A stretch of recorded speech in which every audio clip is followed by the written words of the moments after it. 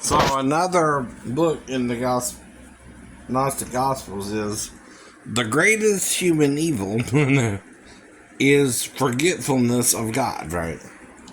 Now what that means is when I'm a maker and I make you, right, in my image, right? Okay, you're a created thing, right?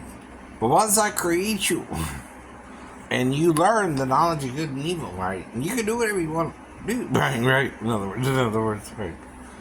But if you forget me, and you go into evil deeds, and you start harming each other in my name, some of you do it in my name, and say I would tell you to do that to each other when I wouldn't, right? I don't tell you to do such things, right? What being is? The one who taught you the knowledge of good and evil himself. See, I'm warning you in your paradise I made for you on earth, right? You call it Eden, right? See, some people speculate that the earth at one time was made perfectly for you to live on. Why do you think that is, scientists? It also looks like it's been destroyed a few times. More than once. And there's been some atomic weaponry used, right? As far back as about pre-flood, or when the angels supposedly came to the earth who weren't supposed to come to the earth as extraterrestrials, right? Which they would be, technically both extraterrestrials and forbidden aliens, right?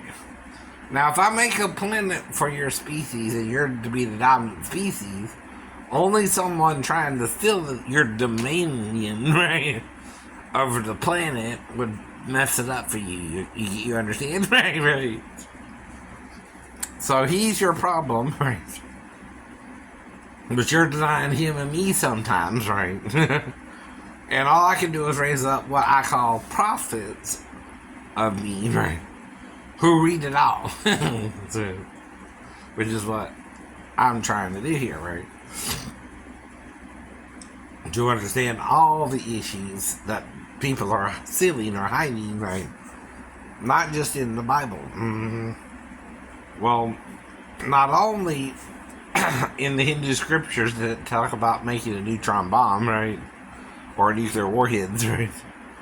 It also taught the flying aircraft governments, which you would kind of keep secret from each other, that you could all make because it tells you how to freaking make it in the text, don't it? Now, I ain't read the whole text yet. Yeah. But I bet if I do, it's going to tell you how to make it, right? Now, we couldn't do that till 1947. Sound familiar date, right? And the first one they test drive did what? Crashed, dude. Okay, there's another way to see this, right? It's us messing with us. It's the government's, right? Trying to make Hindu flying aircraft, right? According to their religious writings, right? And it's messing with our heads, right? Because we're lying about it to each other. The only alien threat, it would appear, is us. Or the ones who came before the so-called flood. Now, the weird thing is, the only temple traces back to 12,000 years.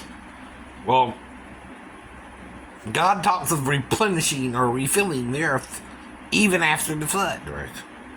But ain't that around the time of the last ice age or something, right? Even if it's 50 or 20,000 years, whatever, right? See, a flood is something that affects the whole planet, right? Now, we also heard that the earth cooled and then rapidly warmed up, too, right? That's because of its Goldilocks distance from the sun, right?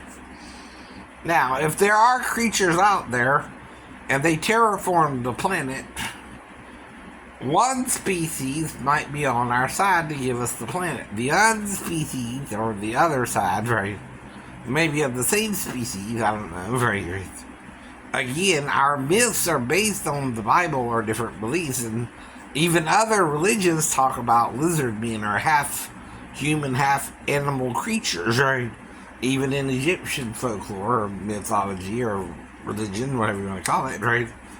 Anubis has the head of a jackal and the body of a man, right? So that's Set, right? That's why they often are confused with one another, too, right? Now, some of them have the lion or the cat head, right? But again, these are things you can hear on YouTube, right? Anyone can talk about it because it's educational. I know. That's all I'm trying to talk to you about is educational stuff, right?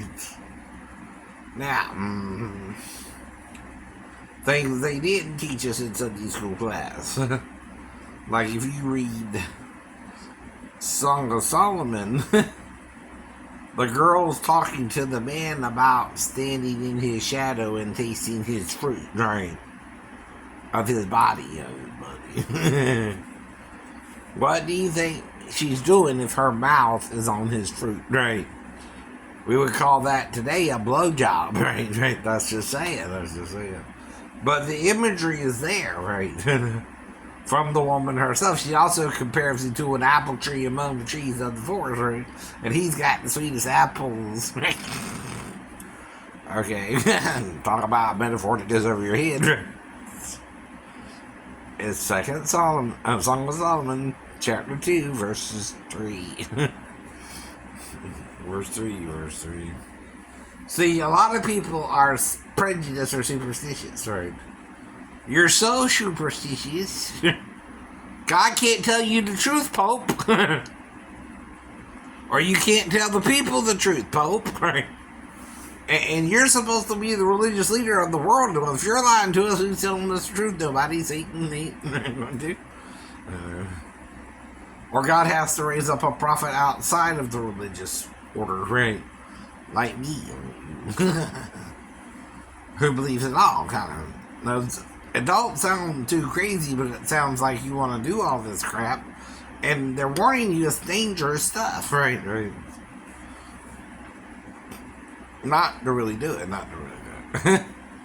But you don't want to listen, right? And I think that's the real